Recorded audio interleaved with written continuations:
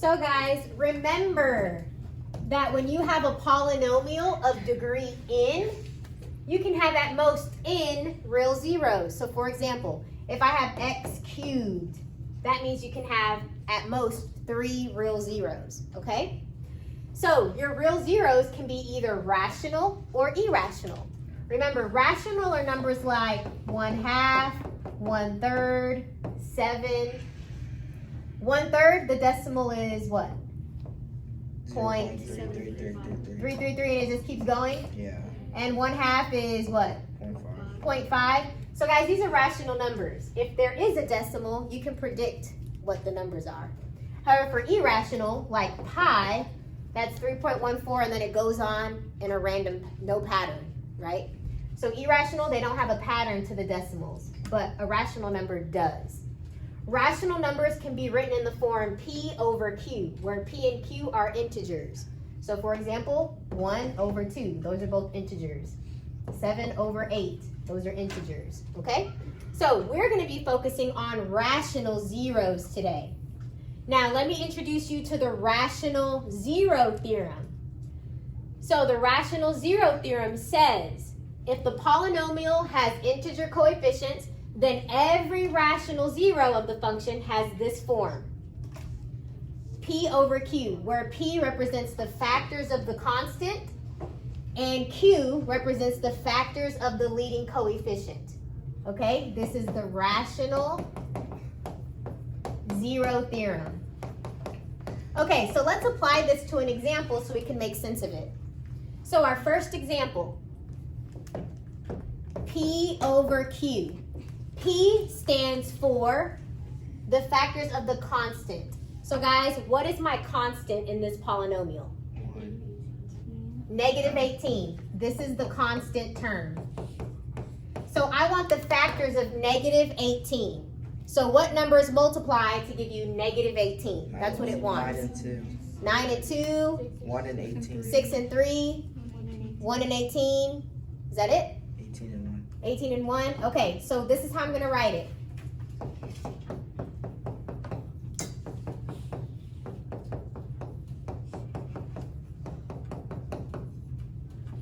Those are all of the factors of -18. A +1 times a -18 is -18. So is -1 and a +18, right? 2 times -9 is -18, and so is a -2 and a +9. So these are all of the factors of the constant. Now, Q, if you look at the notes, Q is the factors of the leading coefficient. What is your leading coefficient here? 1. So what are the factors of 1? 1 times 1 will give you 1, but also -1 times -1 will give you 1. So you need both positive and -1. So if you're dividing by 1, it's basically just going to stay the same. So those are all of your possible zeros. So how many answers is this polynomial going to give you? 5. Why? Exactly, it's a fifth degree polynomial. So these are your possible zeros. Out of this list, 5 of them are going to be your zeros. Make sense?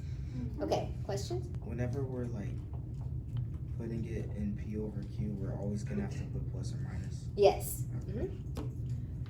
Good question. Let's try this one. We're going to do the factors of P over Q. The factors of P are the constant term. So that'll be 1, 2, 4, 8, and 16. Because 2 times 8 is 16, and so is -2 times -8 is also 16.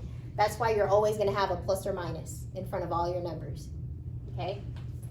Now, the factors of your leading coefficient, which is 3, are 1 and 3. 1 times 3 is 3, and so is -1 times -3. So guys, look how you're going to have to write your answer. You want all of this over 1, and then all of these over 3. So my answers are 1, 2, 4, 8, and 16. That's all of my numbers over 1. Then I'm going to have 1 over 3, 2 over 3, 4 thirds, 8 thirds, and 16 thirds. These are my possible zeros. Now, all of them are not going to be the answer. Only 3 from this list are going to be my answer. So I want you guys to try this example. Find all the possible rational zeros. All right, I walked around and everyone already had this answer, so I'll go ahead and put it on the board.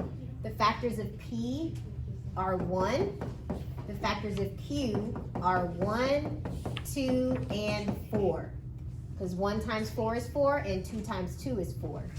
So you get 1 over 1, 1 over 2, and 1 over 4. These are your possible zeros. Now you guys are trying this one. So the factors of P is negative 12. So the factors of negative 12 are 1, 2, 3, 4, 6, and 12. The factors of 6 are 1, 2, 3, and 6. Did everyone at least get this far? Yeah. Nice. Okay, so now let's write our list of possible zeros. You can have all of these over 1. So let me write that real quick.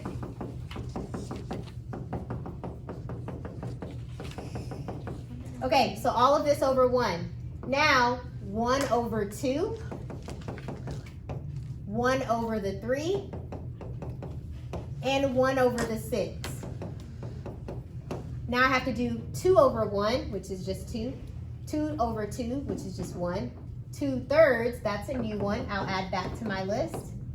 And 2 sixths, if you simplify it, is just 1 third. So I don't have to repeat that. Now let's move on to 3. 3 over 1 is just 3. 3 over 2, that's new. 3 over 3 is just 1. And 3 divided by 6 is a half, which is already on my list. Now let's move on to 4. 4 divided by 1 is 4. 4 divided by 2 is 2. 4 over 3, I don't have that one. And 4 over 6, if you simplify it, it'll be 2 thirds. Next, 6 over 1 is 6. 6 divided by 2 is 3. 6 over 3 is 2. 6 over 6 is 1. 12 over 1, 12 over 2, 12 over 3, 12 over 6. Those simplify to numbers I already have. So this is your list of possible rational zeros. Now, the question is, where does this apply? So, try to solve this problem. You guys know that yesterday y'all would split it down the middle, do the grouping. Go ahead and solve it. Let me know what my zeros are. Ready, go. That was the point. So, we couldn't solve it, huh? Nope. All right, you are supposed to divide these both by an x squared. So x squared is on the outside, and it simplifies to x plus 3. Here, you divide it by negative 2's, and it simplifies to 3x plus 4. Those do not match, so grouping did not work.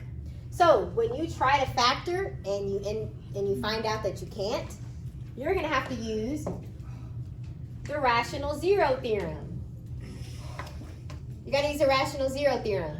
So let's go ahead. P over Q. Your factors for negative 8 are 1, 2, 4, and 8. And your factors for 1 are just 1. So these are your possible zeros. So I listed all of my possible zeros. Now I can use synthetic division to find a zero. So I guess I'll test 1. How will I know if 1 is a zero or not? If you get 0 at the end. Yeah. At the very end, if your remainder is 0. Exactly. So if my remainder is 0, when I divide, that means this is an x-intercept. It's a 0. So let's try it. It's not 0. Multiply, add, multiply, add, multiply, add. Did I get remainder 0? Nah. All right, you're right. It's not a 0. So 1 is not my 0. Let's try -1. -1 times 1 is -1. Add, you get 2. Multiply -1 times 2 is -2. Add, you get -8. Multiply, you get a +8. Add, you get 0. Oh, it's a 0. Yeah. So we started out with the cubic. After I divide, what is it now? X squared Yep. plus 2x minus 8. Perfect. We go down a degree. When you divide, you get smaller. Can you factor that? I'm pretty sure, yeah. Go ahead and factor it.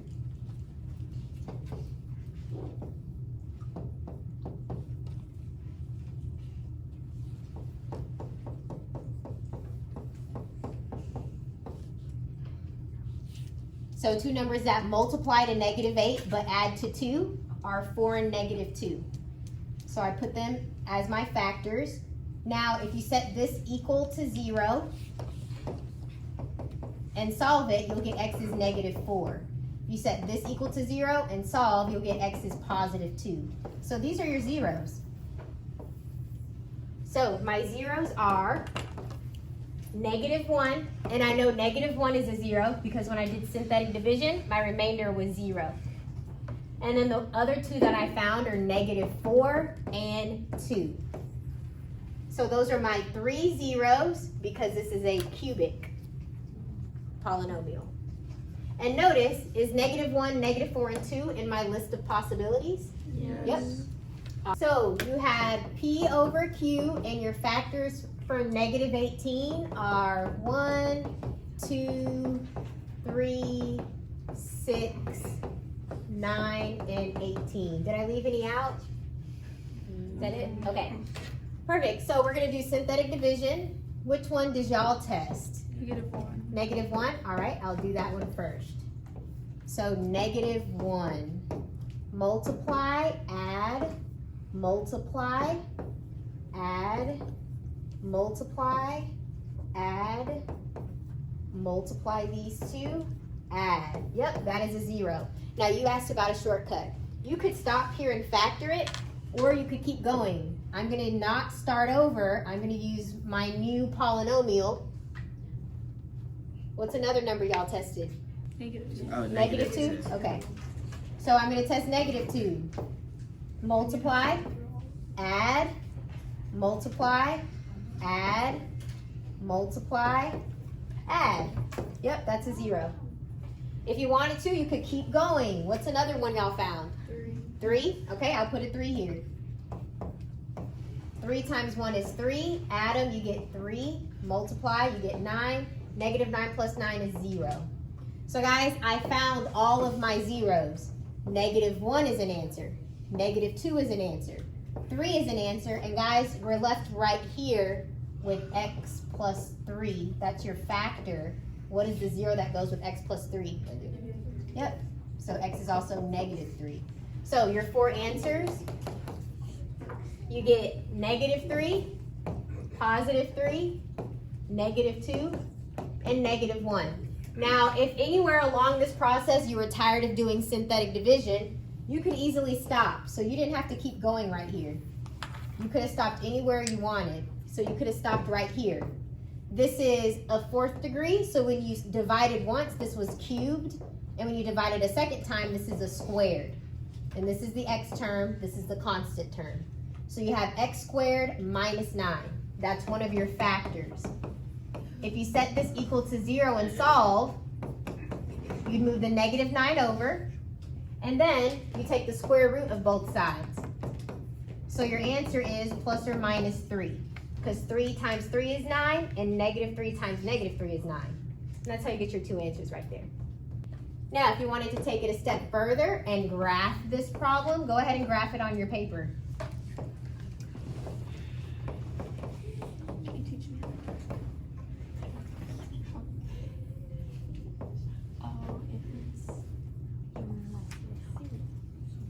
All of these are multiplicity of 1.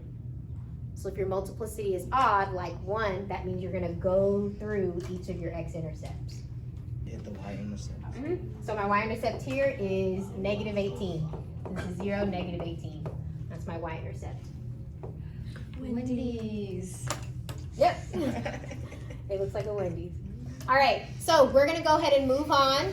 So the Descartes rule of signs. Before we start the Descartes rule of signs, we need to make sure we understand what variations in signs mean. When I say variations in sign, I mean changes in sign.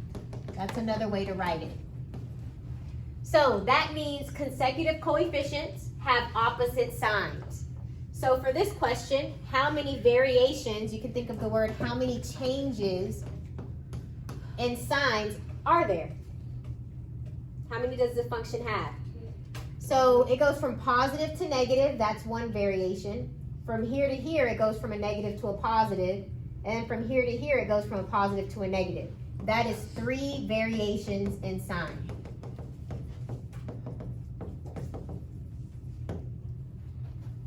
And this is the function f of x. Okay, so does everyone understand what variations in sign means? Okay, you need to understand what this means before I tell you the Descartes rule of signs. So, the Descartes rule of signs says you're given a polynomial, and of course, it's going to be in standard form. The number of positive real zeros.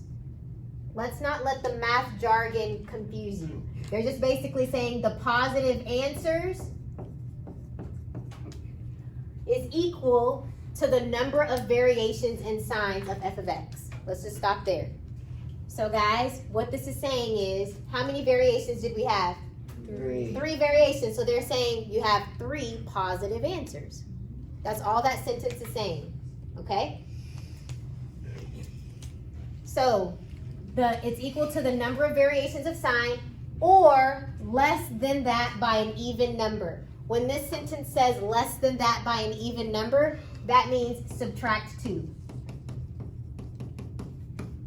So here, you have 3 variations in sign. That means you're going to have 3 positive answers. 3 positive answers. Or subtract 2.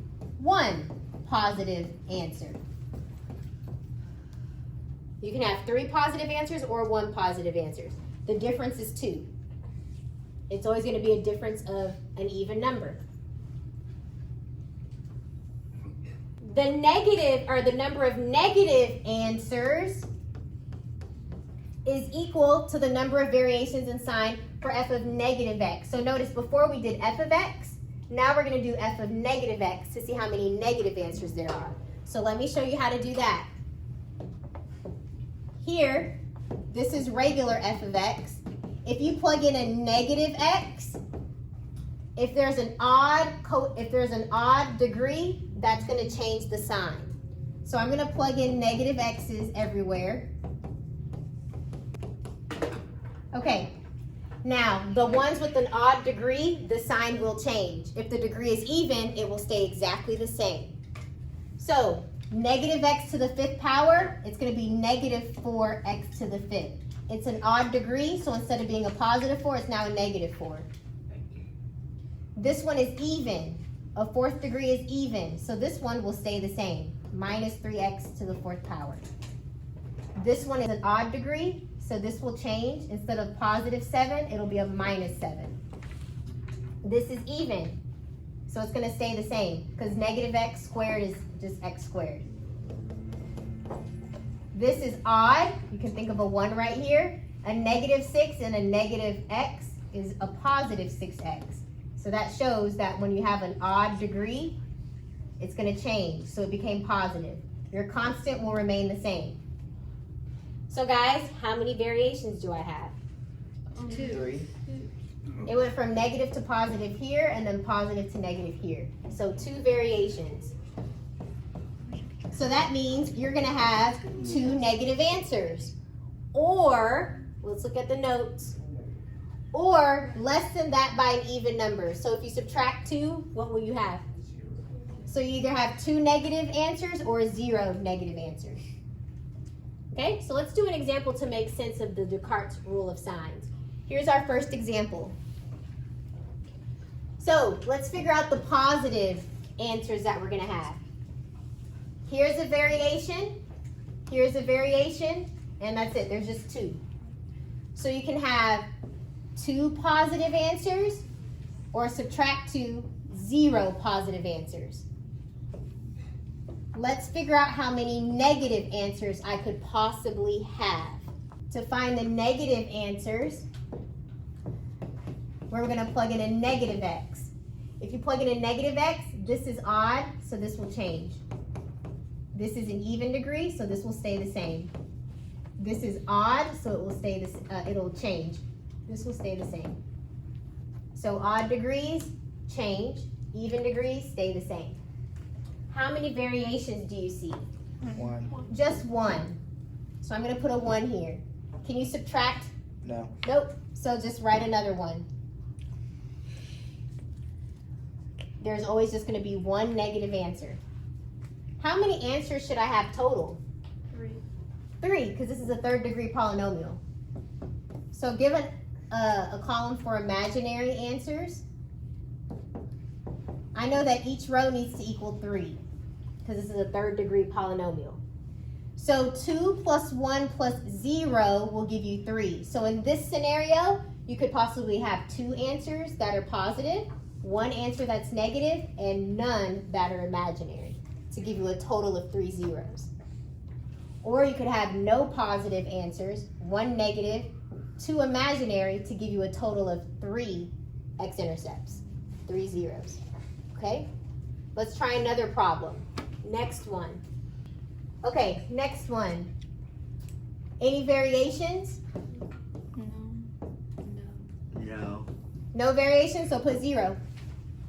We're not going to have any positive answers. Do we put 0 twice? You can. Should we? Sure. You'll see later that you're going to have to. Okay, now we're going to do negatives. To do negatives, you're going to plug in a negative x. This is even, so it'll stay the same. This degree is odd, so it will change. This will stay the same. It's just a constant. How many variations do you see? 2. This one and this one. Look, it goes from positive to negative. That's one variation. Then negative to positive. That's another variation. So that's 2. Can you subtract from here? Yes. So subtract 2, you get 0. So that's why you have another row. So you need to put a 0 right here. So that answers your question, should I put another 0? Okay, I should have 4 answers total. So in this scenario, this row right here, how many imaginaries should you have? 2, so that they all equal 4 zeros. Here, you're going to have 4 imaginary because you didn't have any positive or negative, to give you a total of 4 x-intercepts. Okay? And that's it. Let's try another one. All right, positive, negative, and imaginary. How many are these going to have to equal? 5. This is a 5th degree, so no matter what, they're going to have to equal 5. However many rows I'm going to have. I just wrote a whole bunch. In fact, let me just write 1 so I don't confuse you. Okay, let's start with positive. How many variations do y'all see? 4. 4? Here's 1, here's 1, here's 1, there's 1. Yep, 4. Can you subtract 2 from that? Yes. So 2, can you subtract 2? Yes. Keep subtracting until you get to 0, or until you can't subtract anymore. So I could possibly have 4 positive answers, 2 positive answers, or 0 positive answers. Let's look at the negatives. When you plug in a negative x, this will change because the degree is odd. This stays the same. This will change because the degree is odd. This stays the same. This degree is odd, so it will change, and the constant stays the same. I just have 1 variation. And I have more rows. It's always going to just be 1. You can't subtract from 1. So you just fill in 1s. Okay, so we're pretty much done. I know I have to have 5 zeros total. So 4 plus 1 plus 0 is 5. 2 plus 1 plus what is 5? 2. 2, so you need to have 2 imaginary for this scenario. And then 0 plus 1 plus 4 is 5. So this is your finished Descartes table. Okay? Now, let's see where this comes into play. So I have my Descartes table. Another thing that you're going to have to write are your possible rational zeros. So I'm going to do P over Q. Your P over Q will be 1, 2, 4, and 8. Those are the factors of the constant term. Which one would you guys like to test? I like to start small, and I'm going to choose positives because look at this table.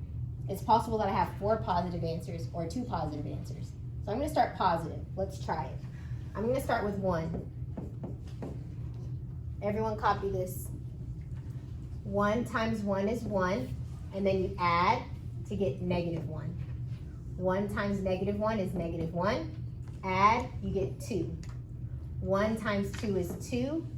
Add, you get negative 4. 1 times negative 4 is negative 4. Add, you get negative 8. 1 times negative 8 is negative 8. Add, you get 0. So since my remainder is 0, we found one of our answers. I'll go ahead and highlight my answer. This one's an answer. Okay, so I know for sure since I found a positive answer, look guys, this row is not a possibility. Because this row says I'll have 0 positive answers. So it's either this one or this one. Okay, so I know for sure I might have another 0 according to my table. Let's see. Another 0 that's positive. So since I got remainder 0, I can pick up synthetic division right here. I'm going to test 2. That's my next positive answer. Possible answer. 2 times 1 is 2. Add, you get 1. 2 times 1 is 2. Add, you get 4. 2 times 4 is 8.